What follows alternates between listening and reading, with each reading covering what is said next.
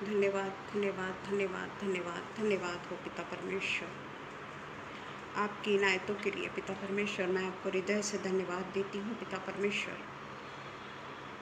कि आप किस तरीके से हर किसी को सुरक्षा प्रदान करते हैं पिता परमेश्वर। चाहे उनके सामने कोई भी कठिन परिस्थिति क्यों न हो, फिर भी पिता परमेश्वर आप उन्हें सुरक्षा में रखते हैं, अपने प्रेम में रखते हैं। प्रेज द लॉर्ड नागेश जी। और अपनी सुरक्षा के बाड़े में उन्हें छिपा के रखते हैं। पिता परमेश्वर हम आपको बहुत बहुत धन्यवाद देते हैं आज के दिन के लिए जो आपने हमें दिखाया। पिता परमेश्वर आज कई ऐसे लोग हैं जो आज के दिन को नहीं देख पाए, पर मेरा पिता परमेश्वर आज का दिन हमें दिखाता है, क्योंकि वो हमसे बहुत प्यार करता है और यही चाहता है कि हम नाश न हो जाएं। और इसलिए पिता परमेश्वर अपने अनुग्रह की छत्र छाया में हमको रखता है और चाहता है कि हम में जो भी कुछ कमियां हैं, जो भी कुछ घटी है, उससे हम दूर हो जाएं और हम केवल और केवल नतमस्तक हो तो अपने सच्चे जीवित खुदावंत पे हो। आइए हम प्रार्थना करें। धन्यवाद धन्यवाद धन्यवाद धन्यवाद धन्यवाद धन्यवाद धन्यवाद हो पिता परमेश्वर। हम आपके पास में आते हैं पिता परमेश्वर, पूरे पिता परमेश्वर नम्रता के साथ में, दीनता के साथ में, एकाग्रता के साथ में, और अपने सारे पिता परमेश्वर तकलीफ़ों को बाजू में रखकर, अपने सारी पीड़ाओं को बाजू में रखकर, अपने सारे दुखों को बाजू में रखकर हम एकमात्र ऐसे परमेश्वर के पास में जाते हैं जो हमारा सचमुच में पिता है, जो ना कभी हमको छोड़ेगा और ना ही कभी हमको त्यागेगा। पिता परमेश्वर का ये वचन है कि पिता परमेश्वर चाहे कितने भी थके हारे हो, चाहे कितने भी बीमार हो, चाहे पिता परमेश्वर के आगोश से दूर चले गए हों, फिर भी परमेश्वर उन्हें अपने पास में खींचता है, अपने छत्र छाया में बैठाता है, और उनके द्वारा अगर कोई गलती भी होती है तो परमेश्वर उन्हें माफ़ करने के लिए सदा तैयार रहता है। वो तो केवल यही चाहता है कि हम उसके सानिध्य में चले जाएं और जो कुछ गलतियां हमने की है उसके लिए माफ़ी मांगे, और वो तत्परता से हमें माफ़ी देने के लिए तैयार होता है। इवन अगर हम माफ़ी भी नहीं मांगते हैं तो भी हमारा पिता परमेश्वर, हमारा प्रभु हमें सदा माफ़ करने को तैयार रहता है। इस पवित्र प्रेम के लिए जो कोई नहीं करता पिता परमेश्वर, कोई पिता परमेश्वर रिश्तेदारी में किसी को माफ़ नहीं करता, परंतु परमेश्वर रिश्तेदारी में तो हम एक दूसरे पर उंगली उठाना भी नहीं छोड़ते। पर मेरा पिता कभी भी हमें ये नहीं जाहिर होने देता कि तुमने ये गलती किया है इसलिए मैंने तुमको छोड़ दिया। केवल उन परमेश्वर से मांग के देखिए, और परमेश्वर थोड़ी ही देर में उसका उत्तर देता है या नहीं देता है, इसका भी एहसास करके देखिए। सचमुच में परमेश्वर केवल हमारी रास्ता देखते रहता है कि मेरा बेटा मुझसे मांग तो सही। ऐसे तो बिना मांगे वो हमें सब कुछ दे देता है, पर फिर भी जब वो द्वार पर खटखटाता है, ज़रूरत हमें है कि हम अपने दिल के दरवाज़ों को खोल दें और परमेश्वर को अंदर आने की इजाज़त दे दें। हम पिता परमेश्वर से प्रार्थना करते हैं और धन्यवाद रूपी बलिदान चढ़ाते हैं कि पिता परमेश्वर ने आज का दिन, आज का सुअवसर मुझको दिखाया है।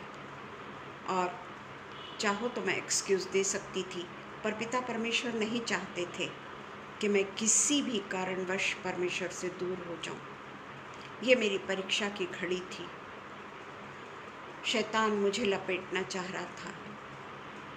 वो 4-5 बजे से ही मुझे अपने जाल में फंसाने की कोशिश कर रहा था, परंतु पिता परमेश्वर का प्रेम इतना ज़्यादा था कि हम शैतान के शिकंजों से दूर हो गए और हम परमेश्वर के करीब आकर परमेश्वर की इबादत और परमेश्वर के वचनों को बोलने वाले हो सके।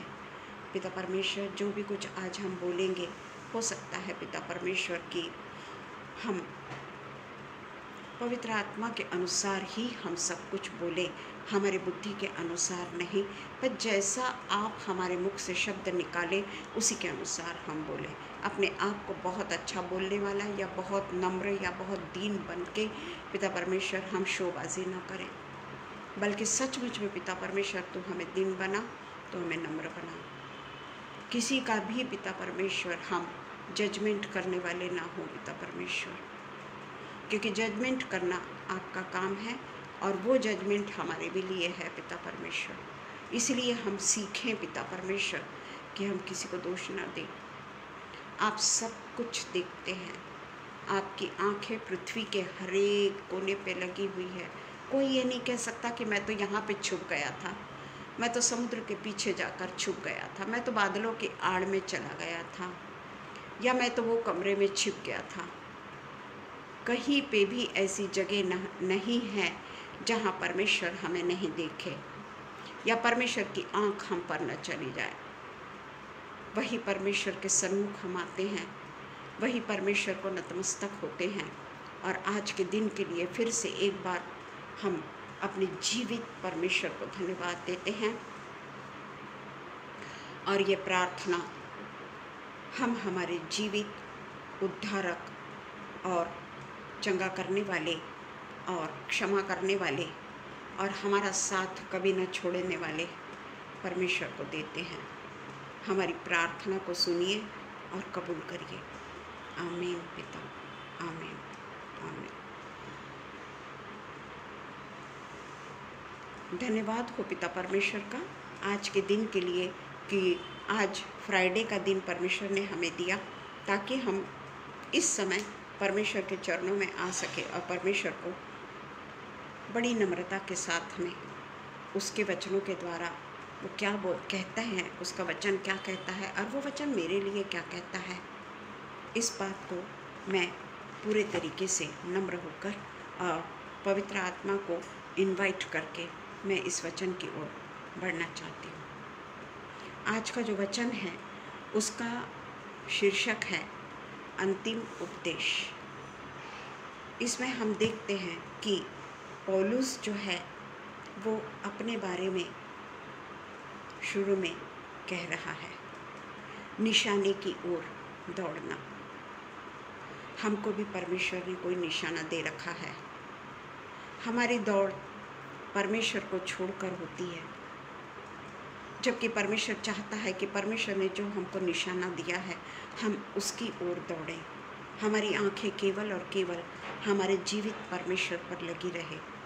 हम ये ना देखें कि हम जब परमेश्वर का वचन बोल रहे हैं तो मेरे वचन को सुनने के लिए भीड़ लग जाए, क्योंकि परमेश्वर 1 और 2, जहाँ पर 2 या 3 लोग जमा होते हैं वहाँ मैं हूँ, ये परमेश्वर का कहना है। और यहाँ पर आज मैं, मेरा परमेश्वर और जितने भी ऑनलाइन हैं उन सब को परमेश्वर देख रहा है। और पिता परमेश्वर का वचन ये है कि हमें ज़िंदगी में संसार की ओर नहीं देखना है, क्योंकि अगर हम संसार की ओर देखते हैं तो हम केवल निराश ही होते हैं। संसार से हमें कभी भी कोई खुशी नहीं मिलती। एक्सपेक्ट हम ज़रूर करते हैं कि हमें संसार के द्वारा खुशी मिले, पर वो पॉसिबल नहीं है, क्योंकि हम भी कई बार ऐसे हो जाते हैं कि हम भी दूसरों को खुशी नहीं दे पाते। परंतु मेरा पिता कभी भी ऐसा नहीं करता कि तूने मुझको खुशी नहीं दी या तू मुझसे आज दूर हो गई, तेरी तबीयत ठीक हो गई और तूने मुझको छोड़ दिया और फिर से तू अपने पुराने रास्ते पे चली गई। ये मेरा पिता परमेश्वर नहीं देखता। वो तो सदा सदा और सदा हम सबको अपने सीने से लगाने के लिए तैयार होता है। हम उससे आँखों को फेर लेते हैं, और जब हम पे कठिन परिस्थिति आती है ना, तो परमेश्वर को तो पहले हम बहुत सारी बातें सुना देते हैं कि क्या आपको मालूम नहीं मेरा क्या है, मैं कैसी हूँ, मैं कैसे रहती हूँ, फिर भी मेरे तरफ ध्यान नहीं देता। पहले तो हम बहुत बातें सुना देते हैं परमेश्वर को। परंतु कुछ ही देर बाद में परमेश्वर फिर से हमें अपने गले लगाता है और हमें एहसास दिलाता है कि मैं ही तेरा सच्चा खुदावंद है।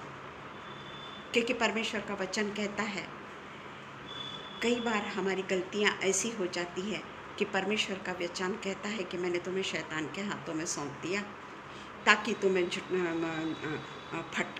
फटके ताकि तुम अंत में मृत्यु की आड़ में न जाते हुए बचाए जा सको, हमारा उद्धार हो सके। और इसीलिए परमेश्वर हमें हमेशा हमेशा अपनी बाहों में कस कर रखना चाहता है, पर हम परमेश्वर से दूर हो जाते हैं। Praise the Lord Shabnam, praise the Lord. हम परमेश्वर से अलग हो जाते हैं। यहाँ पे आज हम जो पढ़ेंगे वो फिलिपियंस 4:1-3 के बारे में हम देखेंगे। फिलिपियंस 4:1-3 उसमें हम देखते हैं कि उसके पहले हम पढ़ेंगे, इसके पहले रेफरेंस के लिए हम पढ़ेंगे फिलिपियंस 3:12-21। है ज़रूर बड़ा पर बहुत महत्वपूर्ण है। कई बार हमने पढ़ा है, पर आज हम इसके ऊपर फिर से मनन करेंगे, क्योंकि ये वचन मुझे मिला है, निशानी की ओर दौड़ना। जब आज मेरी तबीयत असहनीय दर्द से मैं परेशान हूँ, बुखार से मैं परेशान हूँ, पर परमेश्वर ही है जिसने मुझे उठाकर यहाँ पर बैठाया कि मैं परमेश्वर के वचन को दे सकूं, परमेश्वर के वचन को शेयर कर सकूं। क्योंकि मैं परमेश्वर से कभी मुंह नहीं मोड़ना चाहती। मेरी इच्छा ज़रूर हुई थी कि मैं शबनम को बोल देती हूँ, पर मैंने कहा नहीं। वही तो परमेश्वर जो हमें निशानी की ओर दौड़ना सिखाता है।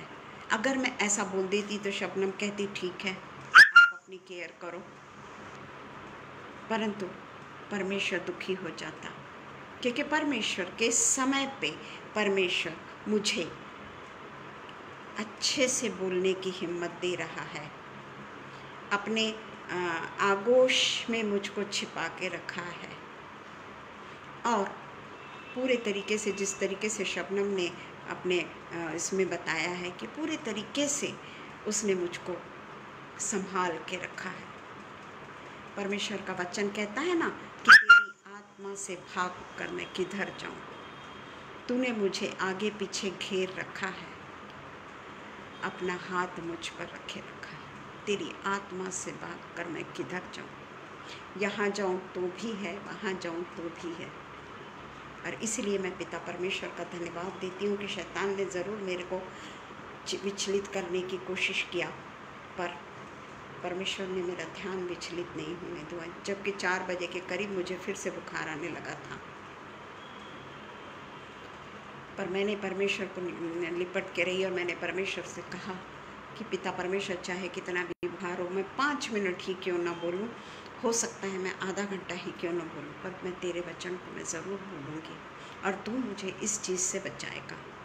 और उसके बाद में मुझे बुखार नहीं आया। आप लोग सब मेरे लिए प्रार्थना करिए। अभी मेरे बहुत सारे रिपोर्ट्स आए हैं और सारे रिपोर्ट्स, कुछ एक रिपोर्ट थोड़ा सा है, परंतु बाकी सारे रिपोर्ट्स नॉर्मल आए हैं। कल मैं सोनोग्राफी के लिए जाने वाली हूँ। उसके लिए आप लोग सब मुझे प्रार्थना के बाड़े में सुरक्षित रखिएगा। सिर्फ वो कैरेटिन के जो रिपोर्ट है वो ज़रा ज़्यादा है मेरे इसमें, वो डॉक्टर बताएंगे कि वो क्या है, उससे बुखार आ रहा है या क्या है पता नहीं। कल सोनोग्राफी का रिपोर्ट भी पूरे तरीके से नॉर्मल आए, ये हम सब की प्रार्थनाओं से संभव हो सकता है। चाहे मेरे शरीर में कुछ भी तकलीफ़ क्यों न हो, पर मैं जानती हूँ कि जब मैंने परमेश्वर से मांगा है और हर किसी को मैंने बोला है कि हर कोई मिलके मुझे प्रार्थना के बाड़े में रखे, और मैं जानती हूँ कि मुझे कुछ नहीं होगा, क्योंकि पिता परमेश्वर हमारी प्रार्थना को सुनता है, उत्तर देता है हमारी प्रार्थना को। तो आज हम देखते हैं निशाने की ओर दौड़ना। क्या है हमारा निशाना?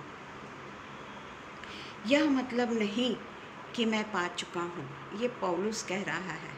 जबकि पौलुस ने परमेश्वर के लिए प्रेरितों के काम में हमने देखा कि कितना दुख उठाया। और उसके बाद में उसने जितनी भी पत्रियां लिखी, उस समय ज़्यादा से ज़्यादा समय वो जेल में बंद होता था, जेल में होता था। प्रेज द लॉर्ड दीदी, जेल में होता था। प्रेज द लॉर्ड भैया। पर वहाँ से वो अपने कलीसिया को सदा आत्मिक भोजन दिया करता था। और यहाँ पर भी फिलिपियों के इसमें वो कहता है कि इस समय भी देखिए यहाँ लिखा है कि जब प्रेरित जेल में था।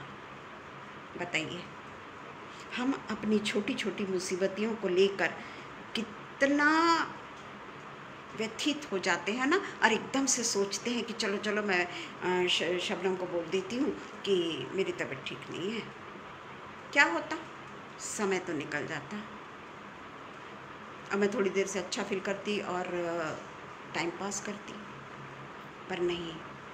तो यहाँ पे यही लिखा है कि वो इतने गहरे दुखों में था, वही नहीं, सारे प्रेरित जितने भी थे सब, परंतु उन्होंने कभी भी परमेश्वर के जन के लिए, ऐसे भी लोग जो परमेश्वर को नहीं जानते हैं, उनके लिए पत्रियों पे पत्रियां लिखते चले गए। वो जेल में थे। बताइए, जेल में तो कितना कठिन रूप से वो बांधे जाते थे। और यहाँ पे वो कहता है कि मैं उस पदार्थ को पकड़ने के लिए दौड़ा चला जाता हूँ जिसके लिए मसीह यीशु ने मुझे पकड़ा है। हमको भी पकड़ा है मसीह यीशु ने। हम नहीं समझ पाते कि हमको मसीह यीशु ने क्यों पकड़ा है, हमारे लिए हमारे परमेश्वर की क्या इच्छा है।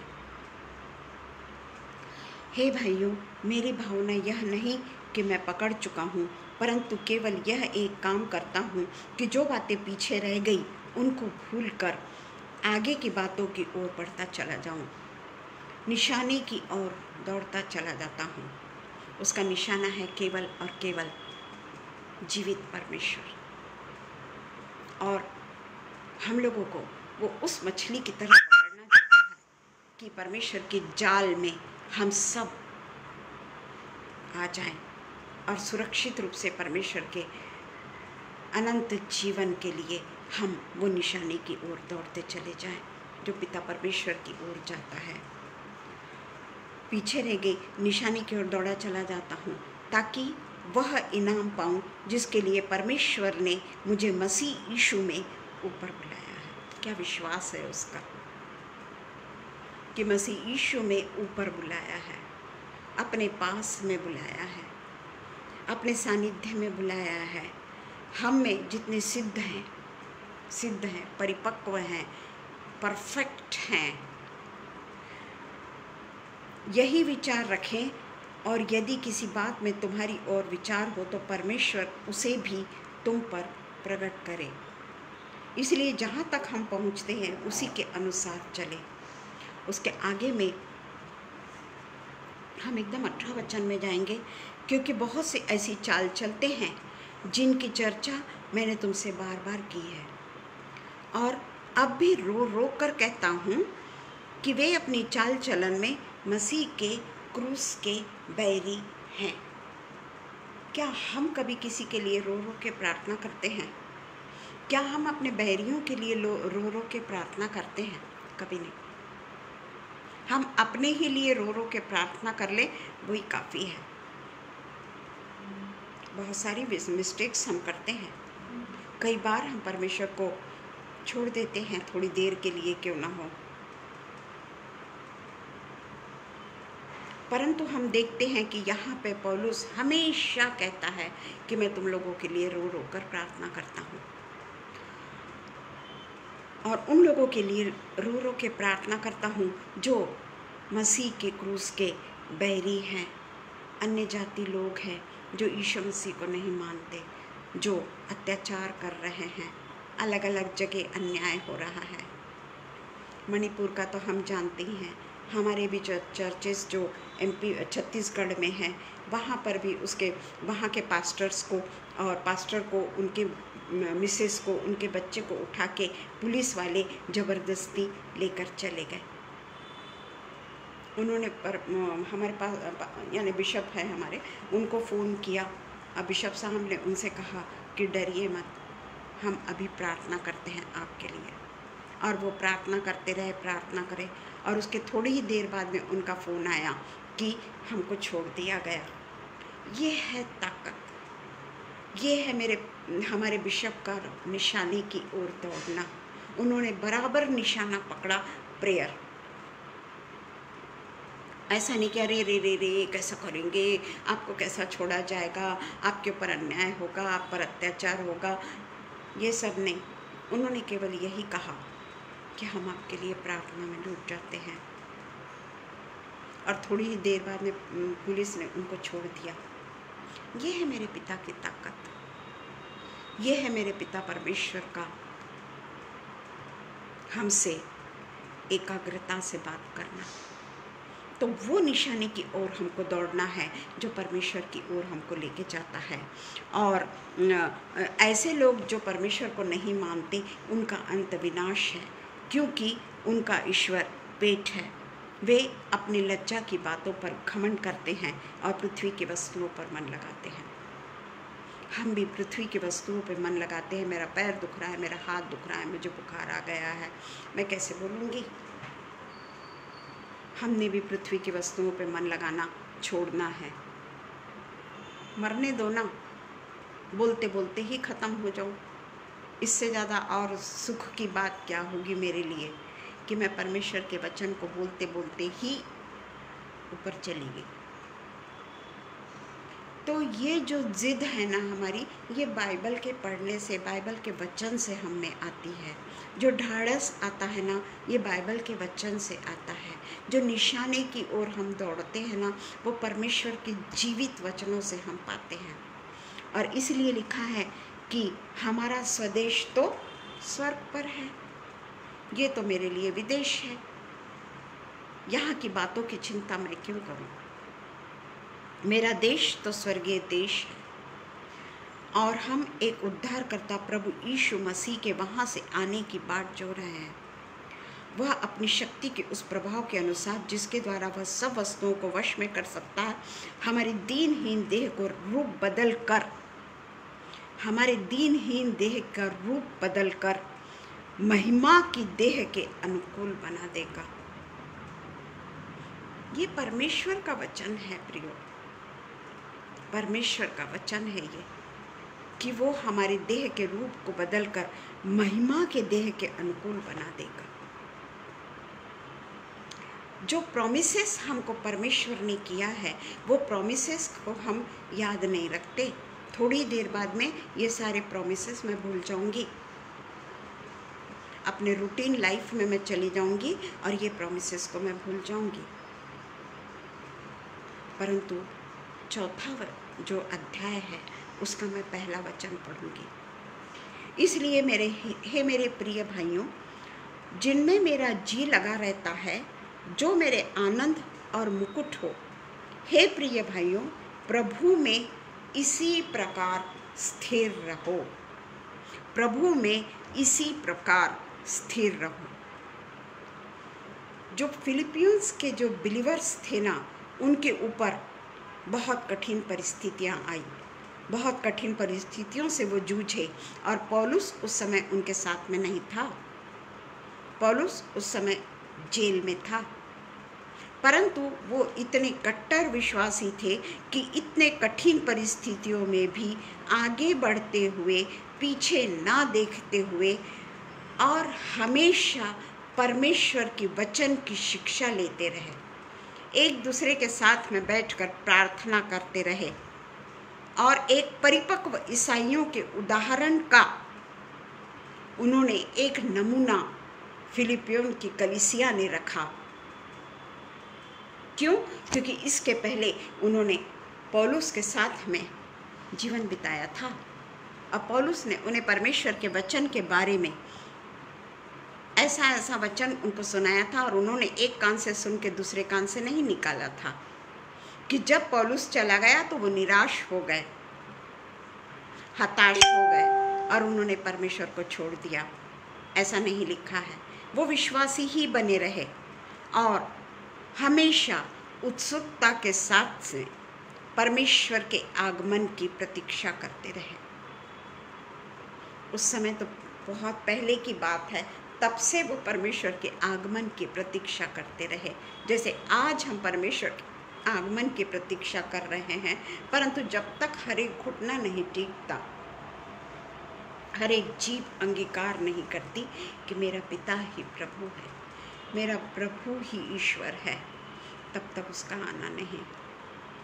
और इसलिए यहाँ पर हम देखते हैं कि पौल यहाँ लिखता है कि कैसे हमने प्रभु में स्थिर रहना है। एक साथ में मिलकर परमेश्वर के वचन को सुनना और एक साथ में मिलकर परमेश्वर के प्रार्थना करना।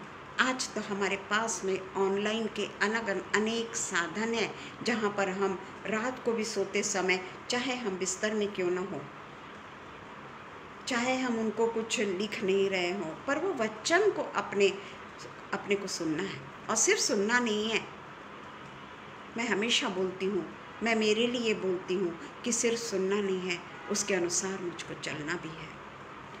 जो हमने 4:1b में पढ़ा है कि हमको स्थिर रहना है उसमें, पढ़ गए और भूल गए ना, हमको स्थिर रहना है उसमें, अडिग बने रहना है हमको उसमें।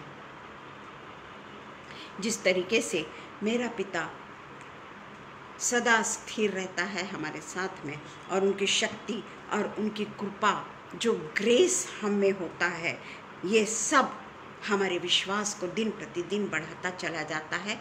जो विश्वास फिलिपियों की कलीसिया का बढ़ता रहा। और वो हमेशा यही सोचते थे कि यीशु मसीह वापस आएंगे, और आज भी हम यही हमारे पास में विश्वास है, और वो भी ऐसा विश्वास जो टलने का नहीं। हमारे पास में ऐसे हम बिलीवर हैं कि हम जानते हैं कि मेरा यीशु वापस आएगा, मेरा यीशु वापस आएगा और हमारे शरीर को परमेश्वर की समानता में बदल डालेगा। हमारे शरीर को परमेश्वर की समानता में बदल डालेगा। आने में ज़रूर देरी हो रही है, परंतु ये जो प्रॉमिस है कि वो पूरे तरीके से अपने समान हमको बना देंगे। जिस तरीके से फिलिपियों 3:20 और 21 में हमने पढ़ा, हमारा स्वदेश तो स्वर्ग पर है और हम एक उद्धारकर्ता प्रभु यीशु मसीह के वहाँ से आने की बाट जो रहे हैं। वह अपनी शक्ति के उस प्रभाव के अनुसार, जिसके द्वारा वह सब वस्तुओं को अपने वश में कर सकता है, हमारी दीनहीन देह का रूप बदलकर अपनी महिमा के देह के अनुकूल बना देगा। तब हम दीनहीन नहीं कहलाएंगे, तब हम बीमार नहीं कहलाएंगे, हमारे शरीर की पीड़ा हमारे को नहीं होगी। और इसीलिए हमको वो मुकुट जो फिलिपियंस के लोगों को, पौलुस के लिए ये एक आनंद का मुकुट था, क्योंकि फिलिपियंस जो थे वो परमेश्वर पर अडिग विश्वास रखते थे और वो उसका मुकुट का कारण था। क्योंकि सुनने वाले तो बहुत थे, पौलुस की बातों को सुनने वाले तो बहुत थे, परंतु उसके अनुसार चलने वाले बहुत कम थे। कई लोग सुनते और उसके बाद में छोड़ देते थे। जिस तरीके से हम पढ़ते हैं 1 थिस्सलुनीकियों 2:19 और 20, 1 थिस्सलुनीकियंस 2 का 19 और 20। भला हमारी आशा या आनंद या बढ़ाई का मुकुट क्या है? खूब ऐसा सोने का, हीरे का, जवाहरात का क्राउन की बात कर रहा है क्या परमेश्वर? पौलुस को फिलिपियंस लोगों के कारण में जो मुकुट मिला, बिना मुरझाने वाला, तो यहाँ पे लिखता है कि मुकुट क्या है? क्या हमारे प्रभु यीशु के सन्मुख उसके आने के समय तुम ही ना होंगे? हमारी बढ़ाई और आनंद तुम ही हो कलीसिया। हम उसके मुकुट का कारण हैं। हम जितना परमेश्वर पर विश्वास करेंगे, हम जितना परमेश्वर की ओर दौड़ेंगे, हमारे लिए भी परमेश्वर ने ना मुरझाने वाले मुकुट को रखा हुआ है। और ये मुकुट को पहनाने वाले हमारे, जिस तरीके से फिलिपियंस के कलीसिया को रास्ता दिखाने वाला पौलुस था, आज हमको रास्ता दिखाने वाला हमारा जीवित वचन हमारे साथ में है, बाइबल हमारे साथ में है। तो हम देखते हैं कि फिलिपियंस ये पौलुस के लिए हमेशा ही एक मुकुट का कारण रहा। पौलुस कठिन परिश्रम के बावजूद भी उसको एक ऐसा फल मिला जो कभी नहीं सूखने का, कभी नहीं सड़ने का, और वो जीवन का मुकुट है। जैसा एक दौड़ने वाला जीत में मुकुट को हासिल करता है जब वो दौड़ में जीत जाता है। हम पढ़ेंगे 1 कुरिन्थियंस 9:25। वो मुकुट तो मुरझाने वाला है, पर फिर भी दौड़ जो शारीरिक रूप में जो भाग लेता है या कंपटीशन में जो भाग लेता है, जब वो जीत जाता है, जिस तरीके से क्रिकेट में जब कोई जीत जाती है टीम, तब उनको जो वर्ल्ड कप बोलो या अभी जो हुआ वो कप बोलो, वो जीतने के बाद में उनको कितनी खुशी होती है, कितने आनंदित होते हैं। और उनके साथ साथ में हम लोग भी आनंदित होते हैं। अगर इंडिया जीतती है तो हम लोग होते हैं, है ना। ऑस्ट्रेलियन जीतती है तो वहाँ के लोग होते हैं, पर आनंदित होते हैं। पर वो मुकुट तो सदा साथ में नहीं रहने का ना, वो मुकुट तो मुरझा जाएगा। परंतु ये जो जीवन का मुकुट है, पहले हम 1 कुरिन्थियंस 9:25 देखेंगे। हर एक पहलवान सब प्रकार का संयम करता है। वे तो एक मुरझाने वाले मुकुट को पाने के लिए ये सब करते हैं, परंतु हम तो उस मुकुट के लिए करते हैं जो मुरझाने का नहीं, कभी वो खराब नहीं होगा। और वो जीवन का मुकुट जो होगा ना, वो परमेश्वर के घर में हमको मिलेगा, स्वर्गीय देश, वो हमारे लिए मुकुट है। अब हमसे कोई नहीं छीन सकता, कोई नहीं छीन सकता। ट्रॉफी तो रनिंग भी होती है ना, पर ये मुकुट रनिंग नहीं होगा कि अच्छा अभी तू आ गई, अच्छा चल तेरे को मैं मुकुट दे रहा, अब ग्रेस दीदी आ रही है, मैं ग्रेस दीदी को दे देता हूँ ना। ये मुकुट हम सब के लिए जीवन का मुकुट है। और इसलिए हम देखते हैं कि जिस तरीके से फिलिपियंस 4:2 कहता है, हम ज़्यादा नहीं बोलेंगे, फिलिपियंस 4:2 कहता है। पहले मैं नहीं समझी थी इसको, आज मैं समझ पाई हूँ। मैं यूओदिया को भी समझाता हूँ और सुन्तुखे को भी, कि वे प्रभु में एक मन रहे। ये दोनों लेडीज़ है, ये दोनों भी लेडीज़ लोगों का नाम है। यहाँ पर पौलुस ये लेडीज़ के बारे में बातें कर रहा है। और हम पाते हैं कि फिलिपींस के चर्च में ये जो लेडीज़ थी ना, वो लीडर थी। लीडर इन द सेंस, जैसे हम देखते हैं ना कि डिकनेस होती है ना, आजकल होती है डिकनेस, मेन लाइन चर्चेस में डिकनेस होती है ना। तो इस तरीके की वो लीडिंग स्त्रियाँ थी, एक लीडर के रूप में थी, लीडिंग स्त्रियाँ थी बोलो, जो दोनों भी, परंतु वो दोनों का आपस में हमेशा मत भिन्नता रहती थी। वो एक दूसरे से एक मत के होते ही नहीं थे, और उसके लिए पौलुस बहुत परेशान था। और पौलुस उन्हें हमेशा हर तरीके से उनमें समझौता करवाना चाहता है और एक में के साथ में एक मन रहने के लिए कहता है। और पौल की यह बड़ी इच्छा रहती है कि चर्च में एकता बनी रहे।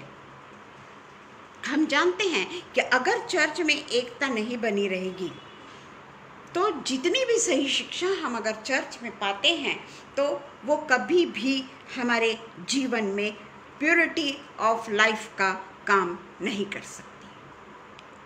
अगर चर्च में दो विभिन्न विचारों के लोग अगर हैं, एक कहता है कि यीशु मसीह क्रूस पर मरा ही नहीं, वो भी हमारे साथ में बैठा है, और बाकी की कलीसिया कहती है जो सच है कि यीशु मसीह मरे और तीसरे दिन जी उठे और 40 डेज के बाद में ऊपर उठा लिए गए। ये सत्य है। परंतु मत भिन्नता, एक ही चर्च में अगर दो लोगों के बीच में मत भिन्नता रहे तो क्या चर्च में पवित्रता पाई जाएगी? तो यहाँ पे तो जो लीडर लेडीज है दो, उन्हीं के बीच में मत भिन्नता थी, और पौलुस ये नहीं चाहता था कि चर्च की एकता बर्बाद हो जाए, इसलिए वो पौलुस उनको समझाता है और एक दूसरे से असहमति और चर्च में परमेश्वर के बड़े बड़े पद जो हम देखते हैं ना, चर्च में बहुत बड़े बड़े पद होते हैं, और वो जो बड़े पद का जो व्यक्ति होता है वो अपने आप को ये ना समझ ले कि वो परमेश्वर के द्वारा चुना गया। वो परमेश्वर के द्वारा नहीं चुना गया, उनको तो लोगों ने चुना। परमेश्वर के द्वारा तो केवल और केवल प्रेरित ही चुने जाते हैं। पास्टर्स हैं, बिशप्स हैं। तो हम देखते हैं कि बड़े बड़े काम करना या बहुत वो अच्छा काम नहीं कर रहा, या वो ऐसा है, या वो तो इस काम को करके परमेश्वर के भवन में आ गया। एक दूसरे के बारे में थोड़ी सी मत भिन्नता को रखना, हम उसके बारे में ज़्यादा नहीं बोलेंगे, मत भिन्नता को रखना एक दूसरे की असहमति को दर्शाता है। और ये जो असहमति जो है ये कहाँ हो रही है? पवित्र मंदिर में हो रही है, पवित्र मंदिर में हो रही है। परमेश्वर के वचन तो वो दोनों सुन रहे हैं, जिनके मत भिन्नता है वो दोनों सुन रहे हैं। आजकल के ज़माने में अगर मत भिन्नता रही भी तो कोई किसी को बताता नहीं है, डिस्क्लोज नहीं करता है, पर फिर भी व्यवहार से समझ में आता है। तो ऐसा जो व्यक्ति है, यह जो काम है, यह पापपूर्ण प्रकृति का काम है। ये पापपूर्ण जीवन है हमारा, जो हमारे बीच में जलन, वैमनस्य और झगड़े के कारण होता है। हमारे बीच में एक दूसरे के बारे में जलन, एक दूसरे के बारे में वैमनस्य और एक दूसरे के बारे में झगड़ा। कई ऐसी जगह है जहाँ पर चर्चेस में आपस में ही दो गुट हो गए हैं और वो झगड़ रहे हैं। हमारे यहाँ है, एक दूसरे के साथ में प्रीमाइसेस में मारपीट हुई, पुरानी बात क्या है ये, परंतु क्या वो पापपूर्ण प्रकृति का काम वो लोग नहीं कर रहे या नहीं किया? और उसके बाद में क्या चर्च की पवित्रता वहाँ पे रह सकती है? कई बार हम देखते हैं कि चर्च की बिल्डिंग, ज़मीन बेच दी जाती है। किसको बेचा तुमने? परमेश्वर के देह को बेचा, जो अंग्रेज लोगों ने खरीद के दिया। हमारी तो हैसियत नहीं है इतने बड़ी बड़ी, और वो भी अच्छे इलाकों में, पॉश इलाकों में अंग्रेज़ों ने बहुत बड़ी बड़ी ज़मीनें खरीदी। मनुष्य ने क्या किया? उसको बेच दिया। धर्म के ठेकेदारों ने उसको बेच दिया। वहाँ पे हिंदू लोगों के लिए फ्लैट्स बन गए, वहाँ पे दुकानें बन गई, कमर्शियल हो गया वो। परंतु परमेश्वर ने वहाँ पे जितनी भी चीज़ें बनी वो अभी तक फ्लरिश नहीं हुई, वो सुनसान पड़ा है, वो उजाड़ पड़ा हुआ है। फ्लैट्स कंप्लीट नहीं हुए, इतने साल हो गए, कोई भी दुकानें वहाँ चलती नहीं हैं। एक छोटी सी जगह चर्च के लिए बहुत मुश्किल से मिली, जहाँ पर वो जो बिल्डर था वो टॉयलेट बनाने वाला था। जहाँ वो चर्च की बिल्डिंग है वहाँ वो बनाने वाला था, परंतु किसी तरीके से लोगों ने मिलकर वो ज़मीन को बचाया।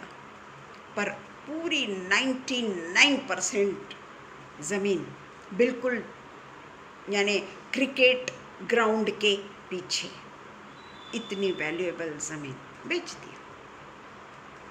बड़ी बड़ी ज़मीन, बड़ी बड़ी जायदाद बेच दी गई। तो क्या इसको हम ये नहीं कहेंगे कि ये अशुद्धता का काम है? कहाँ है वो पैसा? ये अशुद्धता का काम है। परमेश्वर के देह को हमने बेच दिया, परमेश्वर के देह के हमने टुकड़े टुकड़े कर डाले। और आज हमारे पास में खुद चर्च लेने के लिए पैसे नहीं है, प्लॉट लेने के लिए इतना ज़्यादा महंगा हो गया है कि हमारे पास में इतनी हैसियत नहीं कि हम प्लॉट भी ले सकें, वो भी ऐसे पॉश इलाके में। तो ये जो सब चीज़ है ना, ये हमारे चर्च को नष्ट करता है, परमेश्वर की देह को नष्ट करता है।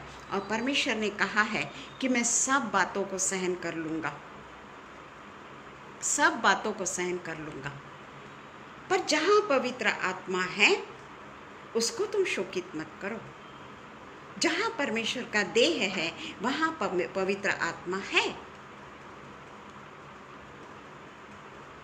और इसीलिए तो पवित्र आत्मा कभी वहाँ से नहीं हटा, वहाँ के लोग फ्लरिश नहीं हो पाए, पर पवित्र आत्मा वहीं पड़ा है, वहीं है, उसी के कारण वो बचा।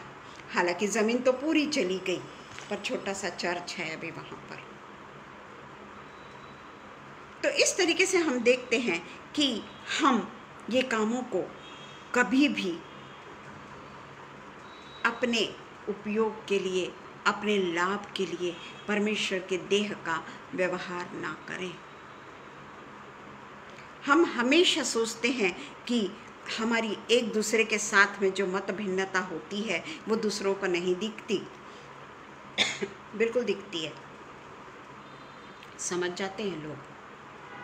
और फिर वो जो लोग हैं देखते हैं कि इन लोगों की इतनी अच्छी दोस्ती थी और अब ये लोग बिल्कुल अलग अलग हो गए हैं, तो वो एक ग्रुप बनाकर वो व्यक्ति को पकड़ लेते हैं जो कमज़ोर है, जिसके साथ में बात उगलना बहुत आसान है, क्या हुआ क्या नहीं हुआ। तो ये जो है परमेश्वर के देह में रहते हुए, परमेश्वर की देह के तुम साथ में रहते हो, परमेश्वर के देह के अंदर रहने के बाद में जब आप बाहर निकलते हो, आप यही देख रहे थे कि कब वो दोनों का ब्रेकअप हो जाए। उसमें लीडर भी शामिल रहते हैं, ये तो मैं खुल के बोलती हूँ, उसमें लीडर भी शामिल होते हैं। पर परमेश्वर ये नहीं कहता, परमेश्वर तो ये कहता है जिस तरीके से पौलुस, परमेश्वर तो दूर, पौलुस नहीं चाहता था कि वो दोनों स्त्रियों के बीच में मत भिन्नता हो, और इसलिए वो अपने सहकर्मियों को भी कहता है, सहकर्मियों की भी सहायता लेता है और उनसे कहता है, हे सच्चे सहकर्मी, हे सच्चे सहकर्मी। वो जानता था कि उसके साथ में काम करने वाले जो सच्चे लोग हैं, वो उसके जो सहकर्मी हैं वो फेथफुल हैं। भरोसा था उसको, भरोसा था उसको। हमें किस पर भरोसा है आज? हम भरोसा ज़रूर करते हैं, पर थोड़ी दिनों के बाद में हमको पता पड़ता है कि नहीं, हमारा भरोसा तो ख़त्म हो गया। पर हमारा जिंदा खुदावंद के साथ में अगर हम भरोसे के साथ में अगर हम परमेश्वर का हाथ पकड़ लिए ना, तो पौलुस की तरह हम दूसरों के लिए कह पाएंगे कि हे सच्चे सहकर्मी, हमें भी सच्चे सहकर्मी मिलेंगे, या परमेश्वर हमारे लिए भी रास्ता निकालेगा। यहाँ पौलुस ही पौलुस सब कुछ कह रहा है, यहाँ यीशु मसीह का तो नाम ही नहीं आया है। पौलुस ही कहता है, विनती करता हूँ कि तू उन स्त्रियों की सहायता कर क्योंकि उन्होंने मेरे साथ, देखिए क्यों उसको वो मत भिन्नता को दूर करना चाह रहा है, उनके बीच में वो आग नहीं लगा रहा है या खुश नहीं हो रहा है कि वो दोनों अलग अलग हो गए। नहीं, उनको खुशी नहीं हो रही है कि वो दोनों का मत भिन्नता हो गई, टूट गए ये लोग, उसको खुशी नहीं मनाता है, पर कहता है कि इन लोगों ने मेरे साथ सुसमाचार फैलाने में क्लेमेंस और अन्य सहकर्मियों समेत परिश्रम किया। नाम लिया है उसने क्लेमेंस का। और इन लोगों ने परिश्रम किया जिनके नाम जीवन की पुस्तक में लिखे हुए हैं। कितना कंफर्म है वो कि जिनके नाम जीवन की पुस्तक में लिखे हुए हैं। हम पढ़ेंगे लूका 10:17 से 20। जल्दी से हम खत्म करेंगे। लूका 10:17 से 20। वे 70 आनंद करते हुए, किसके लिए आनंद करे कि वो दोनों में झगड़ा हो गया, अच्छा हो गया, वो दोनों बहुत फ्रेंडशिप बताते थे, अपने एक साथ में प्रार्थना करते थे, इसके लिए उन्होंने 70 आनंद किया क्या? नहीं, वे 70 आनंद करते हुए लौटे। इसमें लिखा है अगेन, फिर से लौटे और कहने लगे, हे प्रभु, तेरे नाम से दुष्टात्मा भी हमारे वश में है और शैतान को हमने बिजली के समान देखा, सांपों और बिच्छुओं को रौंदने का जो अधिकार, वो सामर्थ अधिकार दिया। पर 20वां वचन क्या कहता है? तो भी इसमें आनंदित मत हो कि आत्मा तुम्हारे वश में है, परंतु इससे आनंदित हो कि तुम्हारे नाम स्वर्ग पर लिखे हुए हैं। मैंने क्या किया, मैंने क्या नहीं किया, या मैंने कितने लोगों को निकाला, कितनी दुष्टात्माओं को निकाला, मैं। पर ये लिखा है कि स्वर्ग पर हमारे नाम लिखे हैं, इससे आनंदित हो। स्पष्ट रूप से लिखा है। प्रकाशित वाक्य 3:5, प्रकाशित वाक्य 3:5 कहता है, 3:5, जो जय पाए उसे उसी प्रकार श्वेत वस्त्र पहनाया जाएगा। जो जय पाए, जिसका नाम स्वर्गीय स्थान में लिखा हुआ है, उसमें आनंदित होना है हमको, और मैं उसका नाम जीवन के पुस्तक में से किसी रीति से ना काटूंगा। ये हमारा एम होना चाहिए, ये हमारा परमेश्वर के पास में जाने का कारण होना चाहिए। ये नहीं कि कोई अगर किसी के साथ में दोस्ती अगर उसकी छूट गई है, या वो दोनों भी प्रेयर पार्टनर थे और वो अलग हो गए करके हम खुशी मना रहे, परंतु परमेश्वर की इच्छा तो कुछ और होती है ना। परमेश्वर नहीं चाहता कि कोई मत भिन्नता में रहे, और खुद पौलुस नहीं चाहता कि वो दोनों लेडीज की जो मत भिन्नता है वो खत्म हो जाए। इसलिए वो खुद तो उनको एक और अपने सहकर्मी, प्रिय सच्चे सहकर्मी, उसमें स्पष्ट रूप से लिखा है, जो एक दूसरे को छोड़ देता है वो सच्चा सहकर्मी नहीं, जो आनंदित होता है उनके टूटने पे वो सच्चा सहकर्मी नहीं, क्योंकि वो वहाँ पर जाकर अपने आप को पेश कर रहा है। तो अच्छा है, परमेश्वर का वचन चाहे कोई भी सुनाए, परंतु पहले नहीं जाता और उसके बाद जैसे ही वो लोग टूट गए वहाँ जाना शुरू करना। ये हम हमेशा देखते हैं, और मैंने तो मेरे आंखों से देखा है। परंतु परमेश्वर की जो योजना है ना, वो टोटली अलग होती है, अलग होती है।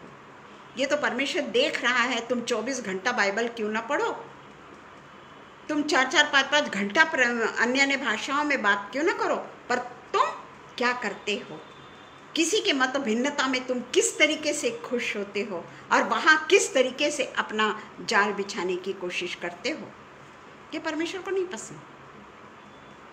ये तो पौलुस को नहीं पसंद भाई, बाकी की बात तो जाने दो। और इसलिए वो कहता है कि अन्य सहकर्मियों समेत परिश्रम किया जिनके नाम जीवन के पुस्तक में लिखे हुए हैं। That's all. और इसलिए हमको बड़ी सतर्कता के साथ में मत भिन्नता कभी नहीं रखनी है, क्योंकि अगर हम मत भिन्नता रखते हैं तो हमारे मन में उसके प्रति अनेक गलत गलत बातें आती है। हमको लगता है कि उसका ऐसा हो जाना चाहिए या नहीं भी होना चाहिए, परंतु जब हम देखते हैं कि दूसरा व्यक्ति उनके घर में जा रहा है, दूसरा व्यक्ति उनके साथ, तो हमको थोड़ा सा कहीं तो भी कचोटता है मन। और इसलिए हमें ज़रूरी है कि किसी की अगर मत भिन्नता होती है ना, तो उनको जोड़ने का हम प्रयत्न करें, अपने आप को उसके बीच में जाकर टांग अड़ाने की कोशिश ना करें, बल्कि उनका किस तरीके से फिर से जुड़ता है ये देखने की कोशिश करें। ये ना देखें कि उनके दोनों में क्या हो गया, किसने क्या बोला, किसने क्या नहीं बोला। उस बात में इंटरेस्ट लेने से कोई फायदा नहीं है। फिर तुम चाहे कितने भी परमेश्वर के लिए गीत गा लो ना जी, कितना भी प्रेयर कर लो ना अन्य अन्य भाषाओं में, कितने भी घंटे प्रार्थना कर लो, सब कुछ व्यर्थ है। आइए हम प्रार्थना करें। धन्यवाद धन्यवाद धन्यवाद धन्यवाद धन्यवाद धन्यवाद हो पिता परमेश्वर, इस सुंदर समय के लिए पिता परमेश्वर। मैं आपको लाखों लाखों और लाखों धन्यवाद करती हूँ पिता परमेश्वर कि आज जो मत भिन्नता के बारे में जो पिता परमेश्वर मैंने बोला, और उसी के कारण जो मेरी तबीयत इतनी खराब हुई चली जा रही है पिता, उसका कारण आप जानते हैं।